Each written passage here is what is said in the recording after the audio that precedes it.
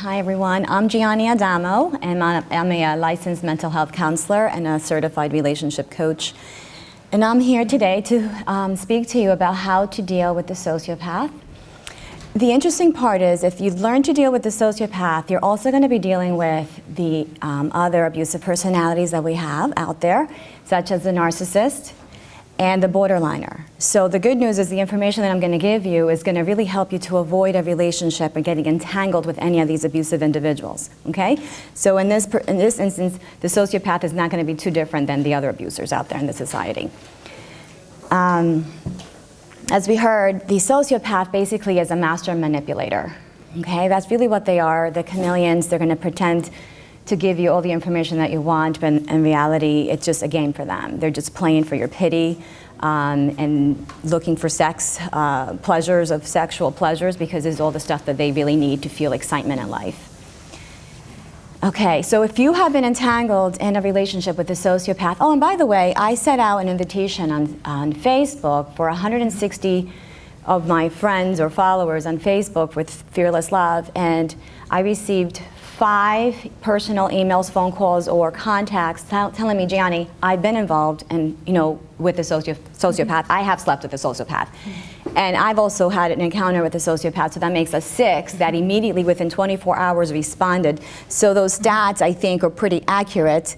That 1 out of 4, is it? No. 1 out of 25. 1 out of 4%. Yeah. 4%. So based on me inviting individuals out to this, and as we know, there are people who will never tell me because we don't have that kind of relationship. There's probably more from that list that I sent out that have had an encounter or been married to a sociopath. Okay, so the first order of business is survival. Okay, survival. That means that you're not in denial of an abuse or violation that's occurring to you. You're not minimizing it, you're not ignoring it. And you realize that I need to take action. Basically, now you need to move from being a victim to being a survivor. So now this is your place of empowerment. Now you're going to take some sort of action. This is where we're going to spend our time this morning. And here I'm going to be using the work of Martha Stout. She's a psychologist in New England. She wrote the book, The Sociopath Next Door. I'll be using some of her materials. She gives us 13 rules of dealing with a sociopath. I did amend that based on the population, and I feel like there's more current stuff out there now. So I'm going to give you some, not all of what she's written, but I can send you an email if you want. You can send me an email and I can send you all of her stuff. All right, the first rule when dealing with a sociopath is accepting that there are people out in our society that does not possess or have the capacity to have a conscience. They do not care. Bottom line, conscience comes out of caring and loving one another. That's where our conscience comes from, okay? So how you can deal with that is, if you believe it or don't believe that there are people out there with a conscience or not, is A, do not accept, and B, do not create excuses for consistently bad behavior. So you're going to nip bad behavior in the bud immediately. You're going to address it, okay? Number 2 is go with your instinct. Go with your intuition instead of the implied role they've taken on in your life, whether they're your boss or an employee, you're the landlord, you're the tenant, or you're the landlord and they're the tenant, because they can make your life impossible no matter which position they're in. A lover, a husband or wife, a boyfriend and girlfriend, romantic relationship. Don't just accept the role they've taken on. Trust your intuition. I myself had been in an acquaintanceship with an individual, and the moment that our relationship started to get organized into a more formal relationship, something within me just went whoop. And I was like I just saw red. I could not believe this. I'm like, all I could feel inside of me is like, oh my God, this guy is a sociopath. Mind you, I already knew this person for over a year. As Marty said, they're going to be blending in with the society. You're not going to pick them out. They're going to until they pick you out. Then when he decided he was going to become closer and create a different type of relationship with me, I sensed all of this. So I pushed my boundaries back immediately. I reacted.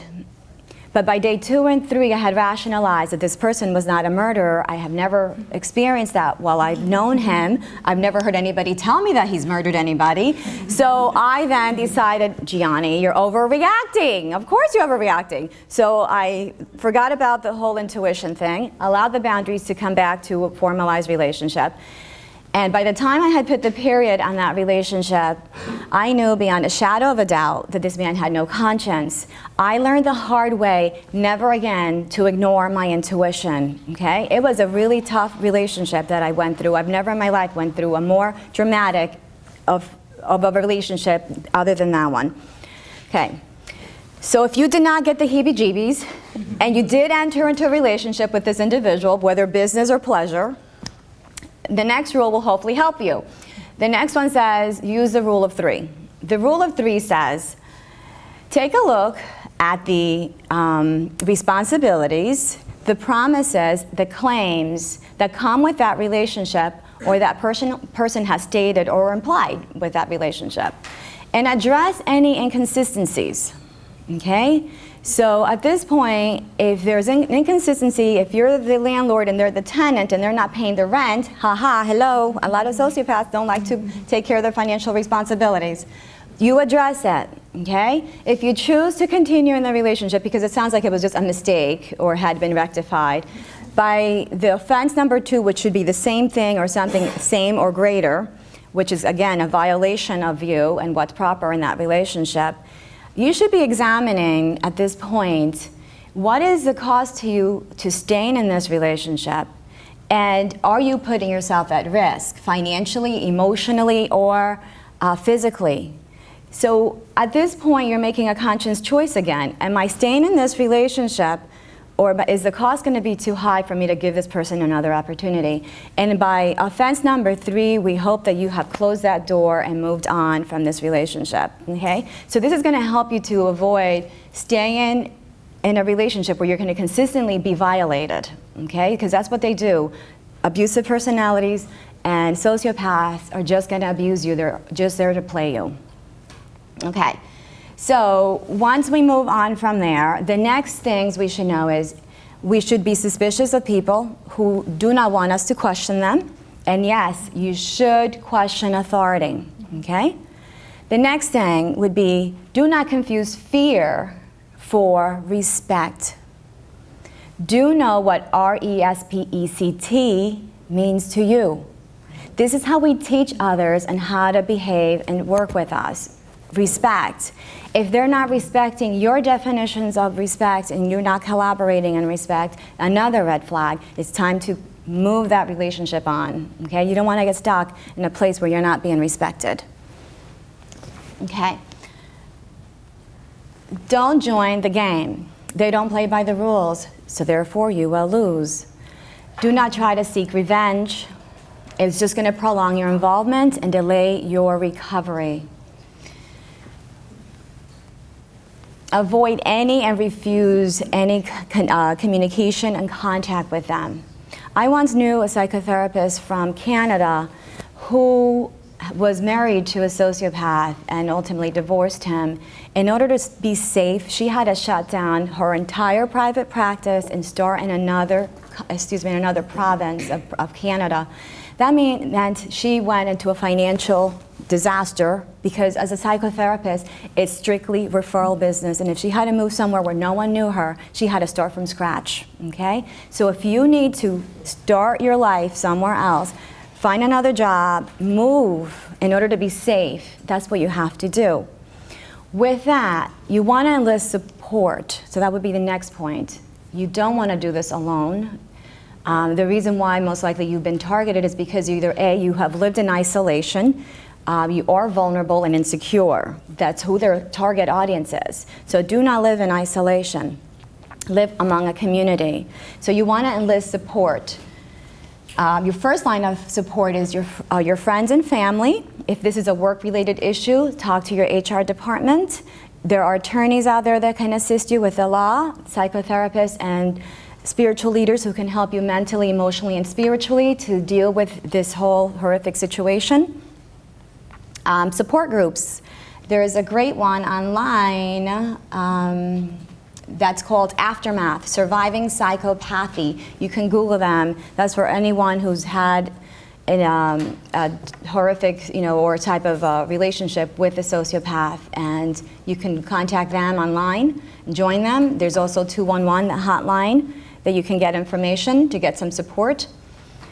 This one's really important. recognizing the pity play. Okay, each therapist has talked a little bit about the pity play. This is really their hook into you. They're looking for your sympathy and your compassion. Now, how do you know who deserves your sympathy and compassion or your empathy? See, they know as human beings we have something called empathy, which they don't necessarily possess. So we feel other people's pain. So they're going to come to you and say, please don't tell. They don't deserve that. How do you know that someone deserves your compassion and your empathy?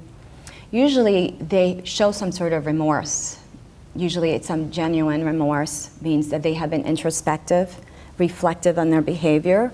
They are repentful, which means they've done a 180 on their behavior, and they can really take responsibility for their actions. So when they apologize, they're coming to you saying, this is what I've done. I know I've cheated you out of $10,000, or I promised you, some sort of relationship, romantic relationship, and have been, unavailable to you, whatever it is.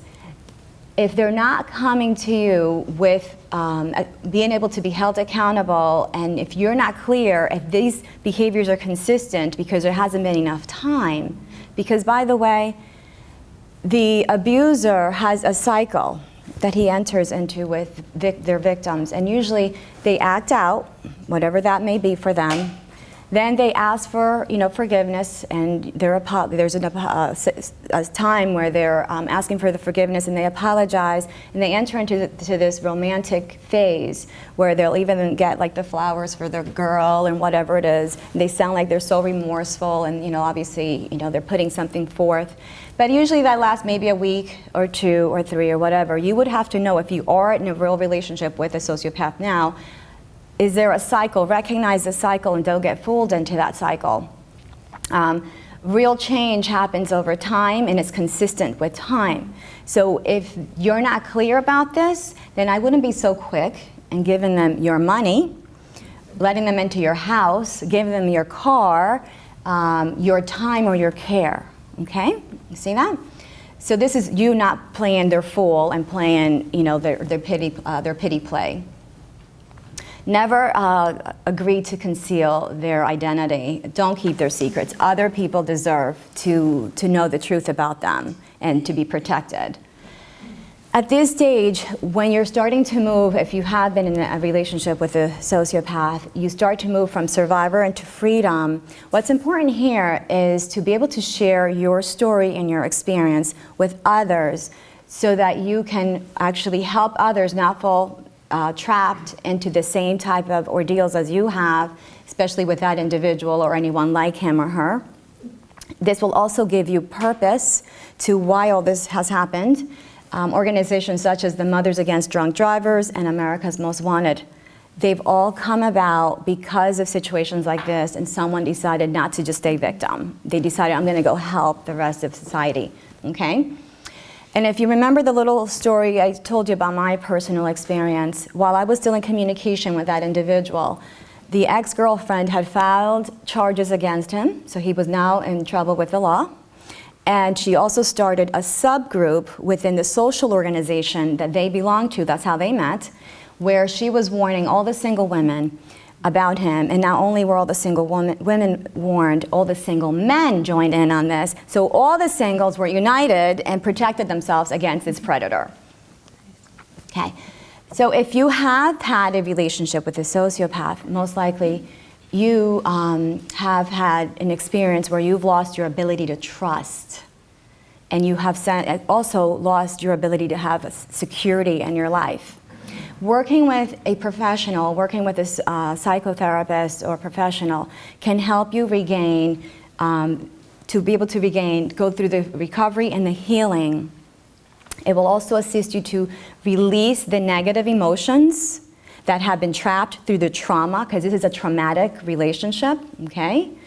And allow you to start embracing peace, love, joy, security, trust, and intimacy, because these are the things that you lose when you're in a traumatic event, okay? Traumatic relationships. And if you want to know what the ultimate revenge is on a sociopath or any of these abusive personalities out there, that would be living well. Okay, so take care of yourself, take care of your well-being, and be happy. Thank you.